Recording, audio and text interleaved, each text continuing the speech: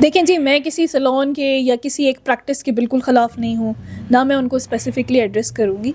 मैं ये बात करूँगी कि इन्फेक्शन कॉज़ करने का सबसे बड़ा जो हमें एविडेंस मिला है, वो उधर से मिला है, क्योंकि बहुत सारी नेग्लिजेंस उसमें इंक्लूड होती है। It my hmm. सेल्फ, मेरा अपना एक एक्सपीरियंस भी है इसमें। तो मैं आपसे ये बात करूँगी कि जितने भी इसमें ना, उनका जो कसूर है वो तो है ही है, लेकिन उसमें हमारा अपना भी कसूर है कि हम वहाँ पे जाते हैं, हम एड्रेस ही नहीं करते कि ये चीज़ स्टेरिलाइज्ड है, नहीं है। आप क्यों उनको उन्हीं की चीज़ें देते हैं कि आप ही करें? हुँ। आप अपनी कॉम्ब नहीं ले जा सकती? क्या आपने अगर कटिंग करानी है तो अपनी सीज़र नहीं रख सकती? स्पेसिफिक रख सकते हैं, बिल्कुल रख सकते हैं। हर बार आपने हुँ। जाना है, कराना ही कराना है ना। तो कटिंग के लिए आप अपनी सीज़र बाय कर लें और उन्हें कहें मेरी सीज़र से काट दें बाल।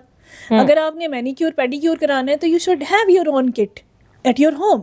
आप वो ले जाएं, उनसे सर्विसेज ले लें, तो वहाँ पे आप कॉम्प्रोमाइज़ ना करें।